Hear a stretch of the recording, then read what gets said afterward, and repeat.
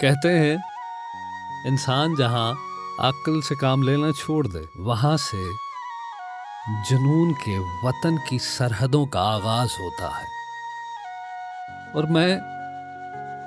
मैं भी अक्सर महसूस करता हूँ जैसे मेरे पास दोहरी शहरियत आ चुकी है, क्योंकि कभी कभी सरहद के इस पार और कभी सरहद के उस पार चला जाता हूँ।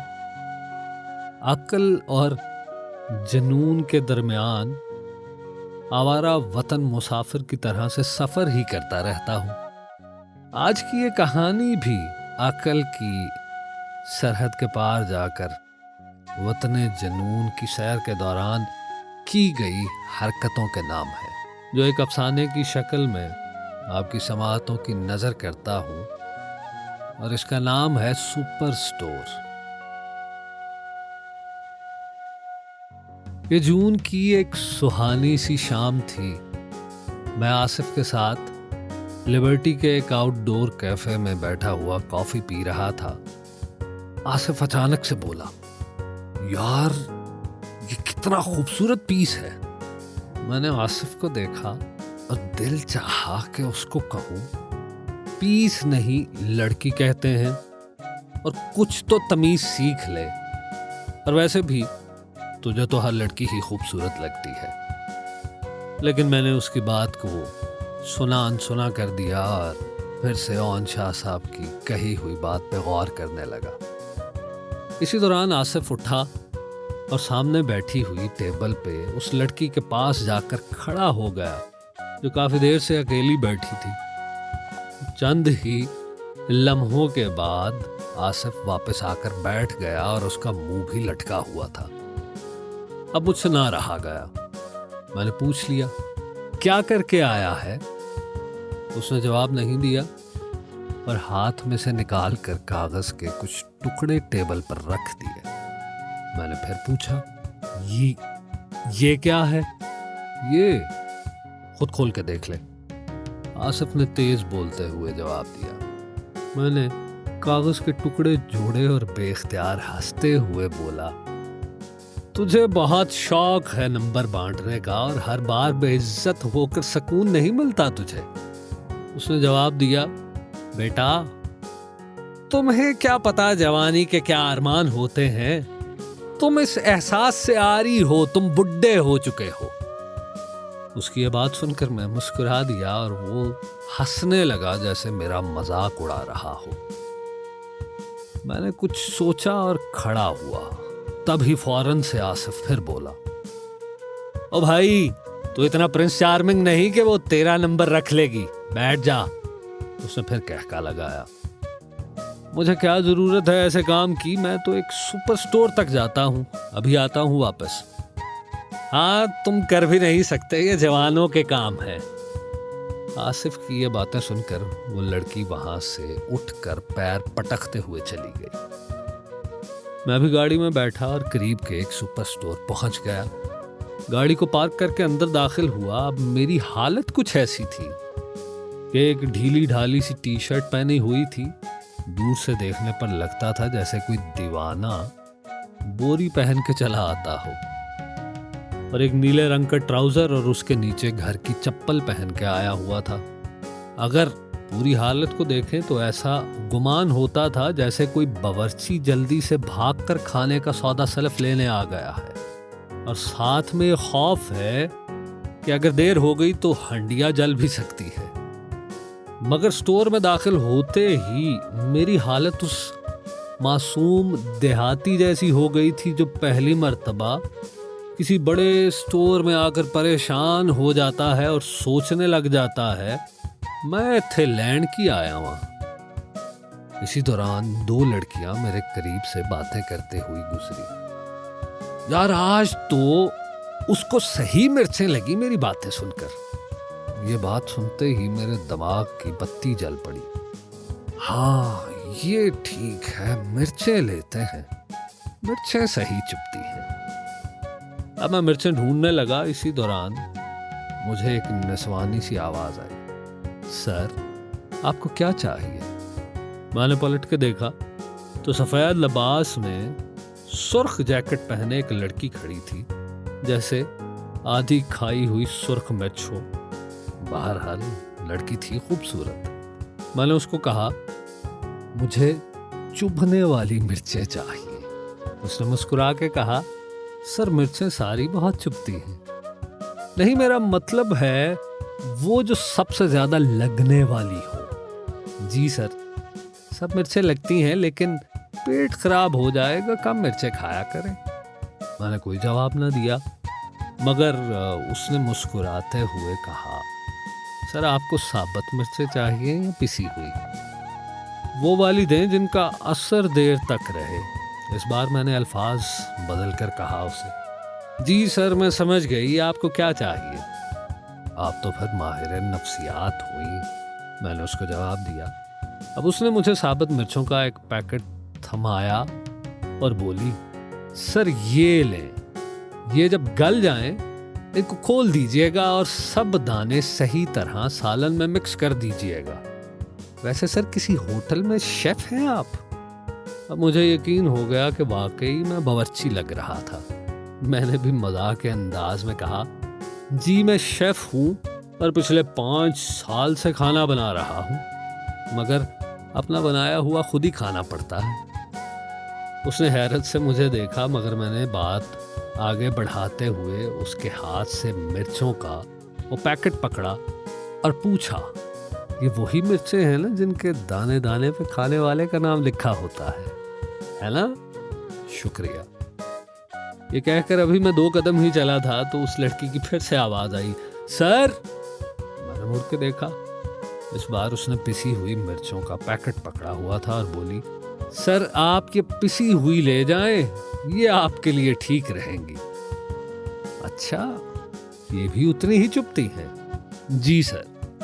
मैं पैकेट पकड़ के चलने लगा तो मेरा हाथ बेदहानी में उस लड़की के हाथ से टकरा गया और वो किसी फिल्म के हीरोइन की तरह से शर्माने लगी, मगर मैं खामोशी से चला गया।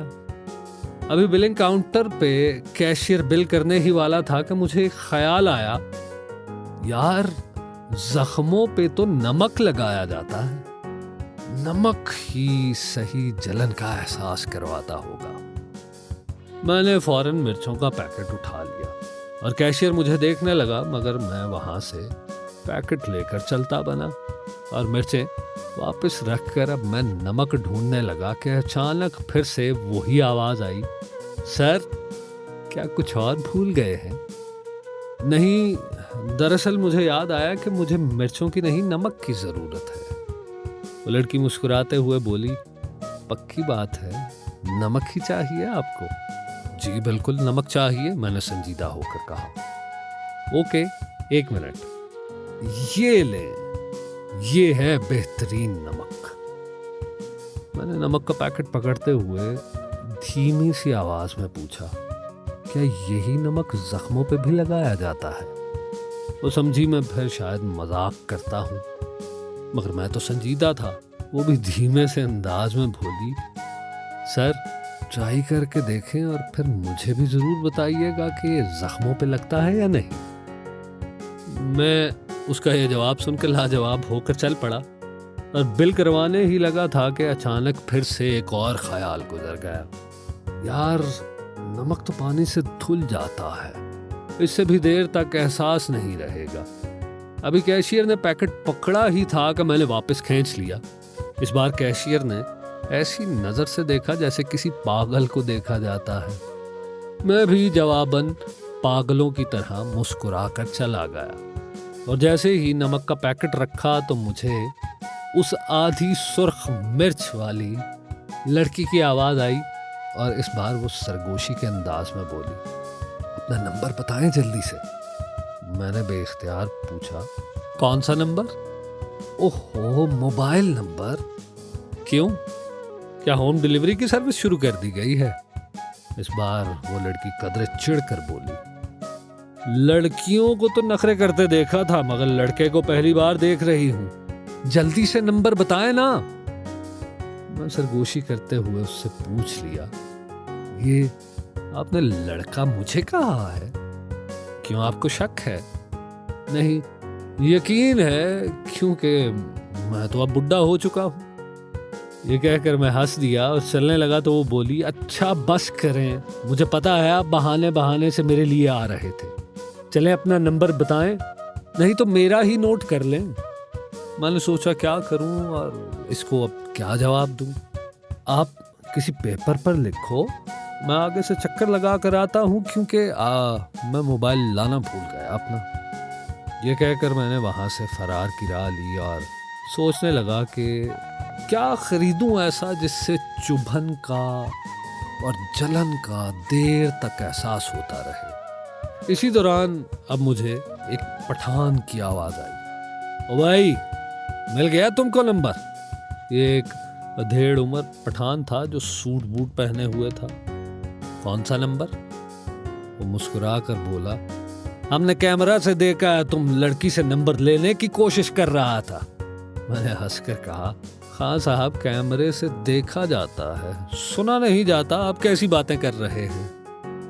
खां साहब ने बुरा सा मुंह बनाकर कहा, हमारा उम्र गुजरा है, तुम्हारी उम्र से ज्यादा तजुर्बा है हमारा। खां साहब मुझे लड़कियों में कोई इंटरेस्ट नहीं है। बात सुनकर खां साहब ने लफ्ज को खींच कर कहा, अच्छा आओ फिर हम तुम्हारी मदद करते हैं। मैंने हैरानगी से पूछा, क्या मतलब है आपका? हमारा मतलब है कि हम स्टोर का मैनेजर है, हमें बताओ तुमको क्या चाहिए। सुनकर मेरी हैरत थोड़ी कम हो गई कि शुक्र है कुछ और नहीं सोच लिया मेरे बारे में। तब मैंने खान साहब को बताया कि मुझे कुछ ऐसा चाहिए जिससे देर तक चुभन का और जलन का एहसास रहे। भाई क्या पका रहे हो आज जो ऐसी चीजें तुम ढूंढ रहे हो? थोड़ी देर मैं खामोश इधर उधर देखता रहा कि खान साहब चले जाएं, मगर वो नहीं गए। तो मैंने फिर बगैर सोचे समझे उनको कह दिया, खान साहब मुझे जख्मों पे कुछ ऐसा लगाना है कि देर तक जलन का एहसास हो। अब मुझे यकीन था कि खान साहब मुझे पागल समझकर या तो खुद चले जाएंगे या मुझे बाहर निकलवा देंगे, मगर खान साहब ने मुझे थोड़ी देर खड़े होकर घूरा और फिर मेरा हाथ पकड़कर बोले, खामोशी से हमारे पीछे पीछे आ जाओ। मेरे दिल में अजीब से वसवसे और ख्यालात आने लगे। बहरहाल हिम्मत करके खान साहब के पीछे पीछे चल दिया। खान साहब मुझे स्टोर के फर्स्ट फ्लोर के एक अंधेरे कमरे की तरफ ले जा रहे थे। अब मुझे थोड़ा सा खौफ आया, मगर पता नहीं क्यों खामोशी से बेख्तियार उनके पीछे चलता गया। खान साहब ने मुझे अंधेरे कमरे में धकेल कर दरमियान में खड़ा कर दिया और बोले, यहीं पे खड़े रहो, हिलना मत। मैं दिल में दुआ करने लगा, या अल्लाह खैर करना, आज मेरी इज्जत को महफूज रखना। खान साहब ने फौरन ही उस कमरे की बत्तियां जला दी तो मैंने देखा कि कमरे के चारों तरफ शीशे लगे हुए थे। मैं हैरान था कि खान साहब ने इसी दौरान मुझे पकड़ के एक शीशे के सामने खड़ा कर दिया और बोले, गौर से आंखों में देखो।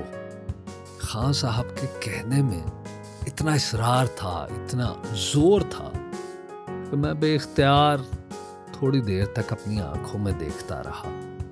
तो मुझे ऐसा अनकहा सा एहसास हुआ जिसकी चुभन मुझे उन लफ्जों के साथ अपने अंदर महसूस हुई कि अब शीशा जब भी तुम देखोगी तुम्हें मेरी याद आएगी और मेरे होने का एहसास होगा। जैसे ही मुझे ये अल्फाज याद आए तो मैंने जोर से कहा, खान साहब ये ठीक है, पैक कर दें।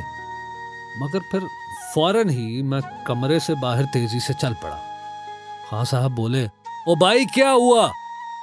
मैंने चलते चलते खान साहब को जवाब दिया, खान साहब जिसको एहसास दिलवाने के लिए शीशा लेना है उसके घर का पता ढूंढ के आऊंगा और जरूर आऊंगा।